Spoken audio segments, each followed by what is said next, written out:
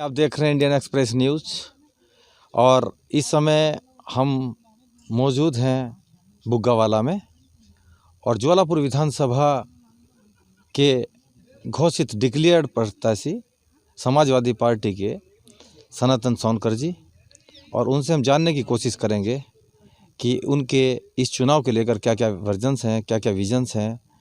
उन्होंने अपनी सरकारी नौकरी को छोड़कर समाजवादी पार्टी ज्वाइन की है, इसका क्या कारण है, ऐसे क्या कारण बने कि उन्होंने अपनी सरकारी नौकरी को वेलकम सर इंडियन एक्सप्रेस में। धन्यवाद सैनी जी, बहुत बहुत धन्यवाद आपका। मैं सनातन सोनकर हूँ। मैं एक भारतीय वन सेवा का अधिकारी था और अधिकारी के पद को त्याग करके मैं राजनीति में सिर्फ इसलिए आया हूँ कि यहाँ जो गांव की समस्याएं हैं उन समस्याओं को एक रूप में कोई भी ऐसा प्रतिनिधि नहीं है जो सॉल्व करने की कोशिश कर रहा है। सारे लोग ठेकेदारी का काम कर रहे हैं। राजनीति को उन्होंने ठेकेदारी का वो रूप दे रखा है। यहाँ पर सबसे बड़ी समस्याएं हैं रोजगार की, और रोजगार एक ऐसी समस्या है जो किसी भी परिवार के बच्चे यहाँ पर दूर दूर 10-10 हज़ार 5-5 हज़ार की नौकरी करने के लिए जा रहे हैं। और मैंने जो विचार रखा है वो ये रखा है कि गांव-गांव में चीज़ें बनती रहें और उनका विपणन होता रहे, रोजगार गांव स्तर पे मिले। वहाँ पर लोग जो हैं गांव में अपने कार्यक्रम करें, अपने कार्य करें और वहीं से पैसा कमाने की धुन रखें। मैंने समाजवादी पार्टी ज्वाइन किया है, बिल्कुल आपने सही कहा है। समाजवादी पार्टी का एक अपना गरीबों तक पहुँच है, उन तक पहुँचने का जो प्रयास मेरा रहेगा वो निश्चित रूप से लोग बहुत ही मुझे अप्रिशिएट कर रहे हैं कि साहब आप यहाँ पर आइए। और अब हम विधायक चुनेंगे, न कि ठेकेदार चुनेंगे। सर यहाँ पे क्षेत्र के अंदर, इस क्षेत्र में शिक्षा का, एजुकेशन का, यानी कि मेडिकल का और बेरोजगारी चरम सीमा पे है, इस पे आपको क्या कहना है? देखो, सबसे पहले अगर आप शिक्षा की बात करते हो, शिक्षा का स्तर जो स्तर होना चाहिए था यहाँ पर लोगों को उच्च शिक्षा के लिए, छोटे बड़े बड़े गांव हैं वहाँ भी प्राइमरी शिक्षा ही केवल उपलब्ध है।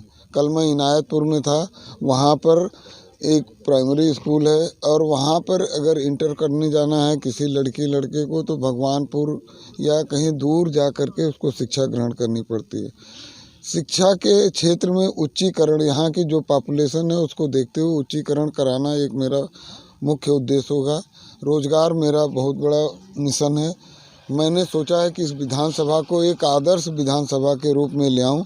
जगह जगह छोटी छोटी चीज़ें जैसे दोना पत्तल, धूप बत्ती, अगरबत्ती जो बाहर से आजकल बन के आ रही हैं, नमकीन, यहाँ तक कि यहाँ स्थानीय यूकेलिप्टस पॉपुलर बहुत ही फार्म फॉरेस्ट्री में किया जा रहा है, उसके लिए मशीनें बना करके प्लाईवुड फैक्ट्री, इस तरह के छोटे छोटे कार्यक्रम चला कर। सर राष्ट्रीय पार्टियाँ यहाँ पर बहुत हैं, उनके कैंडिडेट बहुत हैं, तो क्या आपके सामने ये कोई चुनौती है? आप तो न्यूज़ चैनल से हैं, आपको पता होगा कि ये जो राष्ट्रीय पार्टियां हैं इनके चरित्र और चेहरे कैसे हैं। रोज एक भाजपा वाले को टिकट नहीं मिल रहा तो कांग्रेस को नहीं मिल रहा है तो भाजपा में। ये आप बड़े बड़े लीडर जो जन्मजात कांग्रेसी थे वो भी भाजपाई बन गए और जो भाजपाई थे वो भी कांग्रेसी बन गए। आप देखो वो ले दे करके वही चेहरे हैं, केवल ये अपॉर्चुनिटी की राजनीति कर रहे हैं। कहाँ मौका मिले, मौका टेरियन अगर मैं बोलूँ तो बिल्कुल सही शब्द होगा इनके लिए, सर, है ना। तो ये समाजवादी पार्टी का उत्तराखंड में जनाधार नहीं है, इस पे आपको क्या कहना है? ऐसा कुछ नहीं है कि जनाधार नहीं है, केवल यहाँ पर लोगों को बरगलाया जा रहा है। जो क्षेत्र में आप घाट क्षेत्र में खड़े हैं, सारे समाजवाद से जुड़े लोग हैं। जहाँ जहाँ मैं जा रहा हूँ सब ये कह रहे हैं कि साहब आपने बहुत ही बढ़िया पार्टी ज्वाइन किया, जो गरीबों की मसीहा पार्टी है और एक बड़ा जन समुदाय इससे जुड़ा है। अभी तक इनके पास कोई ऑप्शन नहीं था, कोई इनके पास दूसरा उपाय नहीं था। आज समाजवादी पार्टी पूरे घाट क्षेत्र क्या, पूरे हरिद्वार जनपद में प्रचंड बहुमत के साथ आएगी और लोग जो हैं इससे काफ़ी जुड़ रहे हैं। दिनों दिन इनमें लोगों का रुझान, हाँ ये ज़रूर है कि बड़े बड़े नेता जो मौका टेरियन है उनको माननीय अखिलेश यादव ने अपने आप मना कर रखा है। बड़े बड़े नेताओं ने संपर्क किया लेकिन उनको उन्होंने पार्टी में अपने साथ नहीं रखा। सर, कांग्रेस पार्टी आपने ज्वाइन की थी, उसके बाद में आपने समाजवादी पार्टी ज्वाइन की, क्या उसका कोई इफेक्ट तो नहीं पड़ेगा सर? देखो, कांग्रेस पार्टी का ज्वाइन करने का एक उद्देश्य था कि यहाँ पे मैंने सोचा कि अच्छे नेता लोग अच्छे काम करेंगे, लेकिन जब मुझे लगा कि यहाँ के लोग जो खास करके टिकट के बंटवारे की बात अगर आप करो ना, तो वहाँ पर जिस तरह का चला 12-12 घंटे में कैंडिडेट बदल दे रहे हैं, लोगों की आशाओं पे बिल्कुल पानी फिरा हुआ है। लोग दो राह पे खड़े हैं कि वो किधर जाएं।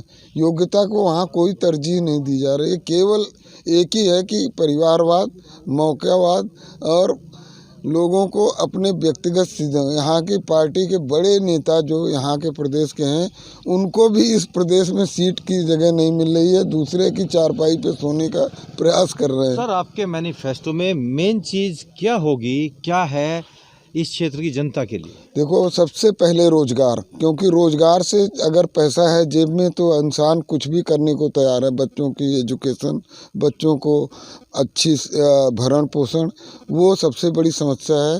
तो मेरा सबसे प्रथम जो कार्य है वो है घर घर में रोजगार पहुंचाना। दूसरा है शिक्षा। तीसरा है युवाओं को अच्छी इंटरनेट और वो सुविधाएं दे करके राष्ट्रीय स्तर पर कंपटीशन में निकाल करके ले आना है। 14 डेट्स है, 14 फरवरी को इलेक्शन होना है सर। कौन सी पार्टी आपकी फाइट में है? बिल्कुल, ये जो हमारा ज्वालापुर विधानसभा क्षेत्र है, यहाँ पे तो कोई भी पार्टी मुझे नहीं नज़र आती कि मेरी फाइट में है, क्योंकि जो सिटिंग विधायक हैं उनके चरित्र और क्रियाक्रम 5 साल में लोगों ने देखा है। लोग उन्हें गांव में भी घुसने से मना कर रहे हैं कि ऐसे चरित्रवान व्यक्ति को हम अब अपने गांव में भी नहीं घुसने देंगे। दूसरी बसपा पार्टी है। बसपा पार्टी का जनाधार आप देख ही रहे हो, जिस तरह से वो भी टिकट के लिए बंटवारे में धन और उसका उपयोग कर रहे हैं। उनका भी कोई कैंडिडेट ढंग का नहीं है, ना वो यहाँ पे कोई फाइट है उनकी। तीसरा, कांग्रेस के कैंडिडेट तो और भी ख़त्म हो, उनका भी इस क्षेत्र में कोई पकड़ाव नहीं, कोई बदलाव नहीं। कैमरामैन के साथ Yatendra Saini, Indian express news, Buggawala, Haridwar.